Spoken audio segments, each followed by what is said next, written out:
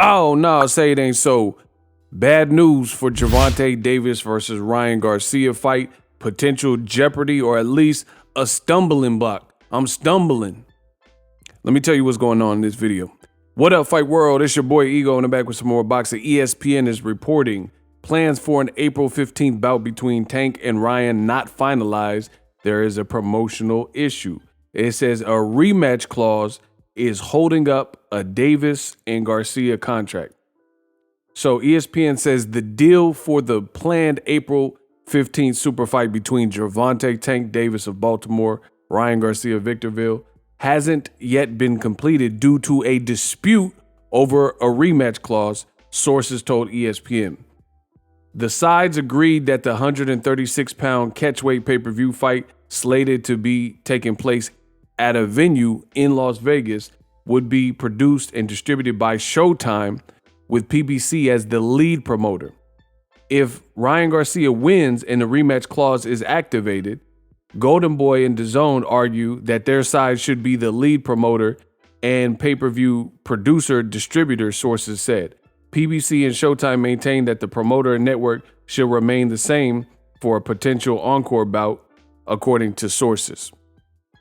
Now, the fighters themselves haven't yet said anything, but in conjunction with this ESPN article, Oscar De La Hoya did post this. De La Hoya, I do believe I am the golden boy. I think Ryan, he is a tremendous talent, right? This is what De La Hoya said on his verified page. It's Super Bowl week, and we're on the 1 yard line looking to score Gervonta Davis versus Ryan Garcia. Let's hope PBC doesn't let the fans down and effing fumble. Wow. So right off rip, and I've said this and criticized the same point in a past video, Oscar De La Hoya needs to fall back. I mean, for one, he's posting pictures like this. He got these store-bought abs or whatever, and he's going crazy and going to town with the abs. Like, this is really a picture he posted for his birthday, for his 50th birthday party. So pause, and I'm not saying pause this video because I know y'all don't want to see that, but pause. Y'all know, if you know, you know. So De La Hoya, like, my thing is this. If you're serious about making a deal, why keep acting like a little child, a man child, and going to social media and basically threatening, putting up together these ultimatums and going to the public via Twitter? Like, bro, De La Hoya just got butt naked like D'Angelo. Girl, it's only you. Have it your way. And if you won't, you can. He really just got naked for it. You're 50 years old and you're using Twitter like Dear Diary. If you have problems with these people or the contract, why are you making it a public issue? And I think De La Hoya knows, or he should know better. He's 50 years old. How do you not know better? And he's a former fighter. He's a legend in the sport of boxing for his boxing escapades, right? So how do you not know that that's probably not wise to negotiate through the public? I mean, look, he got more fishnet right here. Like, he looked like Kevin Costner in Waterworld. I told you keep getting naked like D'Angelo. Girl, if you have me, anything that you desire. It's mind blowing. This is really mind numbing that De La Hoya keeps playing this card. I mean, this whole situation looks bad, and this whole situation really reminds me of the situation with Jermall Charlo and De La Hoya's fighter Jaime Munguia. I mean, it's the same thing. Jaime Munguia sounded like he was down to fight Charlo. Charlo was definitely down to fight Jaime Munguia. It was going to be on Showtime, but De La Hoya thinks he can run the show.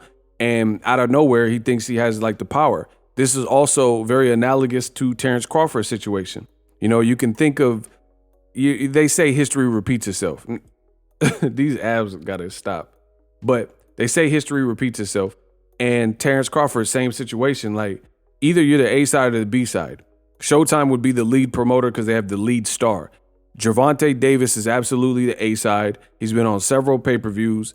He's done in different venues, not just Baltimore, but Barclays Center, Staples Center, brought out all the stars from Tory Lanez to LeBron James, Madonna, and Lil Babies and Dirks, and he's lit when he fights. 19,000 at the Barclay, yada yada yada. Just got another impressive knockout, right? So he's the A side. That's just something you got to deal with. Ryan Garcia, he's doing his thing, but it's the same situation with Terrence Crawford. Terrence Crawford is not the A side. He doesn't have a promoter publicly announced as of right now. We'll see what his next move is, but you're not the A side over PBC and Errol Spence. They're in the driver's seat. They have the leverage in that equation, and that's just what it is, period. So I said this from the beginning. None of this stuff is surprising. Ryan Garcia, I said I would give him the benefit of the doubt that he wants to fight because he's the fighter and he's screaming he wants to fight. Fine. Despite some things on Ryan Garcia, like with the pull out of the Javier Fortuna fight when it was initially supposed to happen, we'll just let bygones be bygones and take him at face value and say Ryan Garcia wants to fight Tank. But the thing I've maintained, and if this fight doesn't happen, the great ego Stradamus will strike again. I've maintained the same thing. I said I'll give credit to Ryan Garcia. Let's say he wants to fight. He's the fighter. He's the active fighter. He knows he'll make a lot of money. And if he were able to beat Tank, and he's bigger, so if he was able to beat him, then it would be beneficial for his whole career, and that would skyrocket him. So the thing I've maintained is that Oscar De La Hoya and Golden Boy, I didn't really think they truly wanted the fight. In the past, there's a video a couple years ago where Oscar De La Hoya was asked, is Ryan ready for Tank Davis? And he's like, no, Tank's a beast. Tank's a beast. You know what I mean? And he's like saying Tank's a beast. And I don't put it this way. Just hear me out. I'm a rational, educated person. Hear me out and tell me if this makes sense.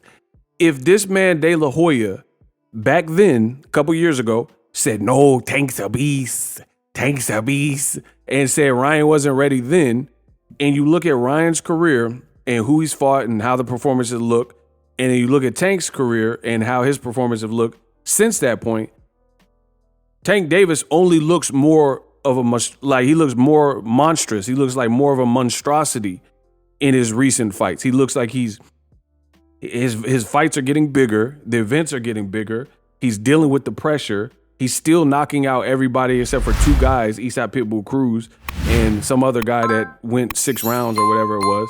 You know what I mean? So if Oscar felt that Tank's a beast back then with Tank knocking out everybody still for the most part, then he still has to have that respect for Tank Davis, which creates a problem. It creates a problem because Canelo left, Seniesa Estrada left, etc.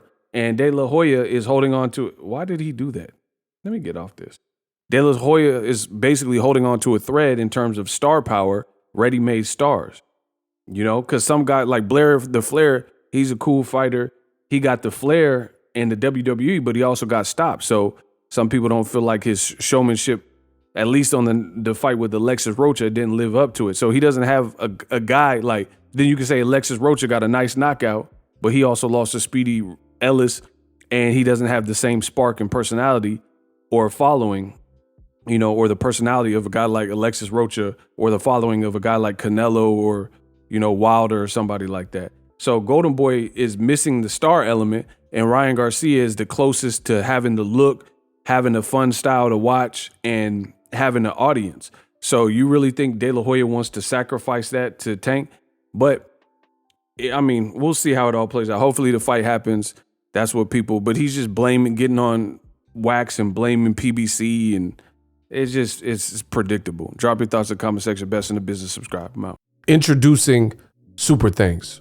Right here on the official Boxing Ego YouTube. Super Thanks allows you, the viewers, to show a little bit of extra gratitude, which enables me as a full-time content creator to push out the content you need in the world of boxing. Underneath all the videos, you will see a heart with the $sign in it. You can enter any amount that you find suitable as a super thanks. A brand new interactive and colorful way to get your comments highlighted and noticed by not only myself, but other people on the YouTube platform. Super thanks, a unique and cool way to show and applaud us full-time content creators. Hopefully you guys enjoy the content. Super thanks. The future is now. The Hibernation 5s by Kenichi Bear. hybrid gaming and lifestyle headphones. Out of the box, you can connect to any console or PC, Bluetooth ready, with a low latency USB adapter, color RGB, and extreme bass mode. The Hibernation 5s adjust to you. Whether you need a gaming, travel, gym, or lifestyle headphones, the Hibernations got you covered. The new Hibernation 5s, link in the description, customize the way you hear the world. Welcome to the nation. Are you tired of your YouTube videos not getting any views? Well, consider TubeBuddy. I've used TubeBuddy for years to scale up my YouTube channel. Now we're sitting over 200,000 subscribers. TubeBuddy is a browser extension that offers a ton of built-in productivity and time-saving services to take your channel to the next level. Use my link in the description to get started with TubeBuddy and level up your channel faster. We working.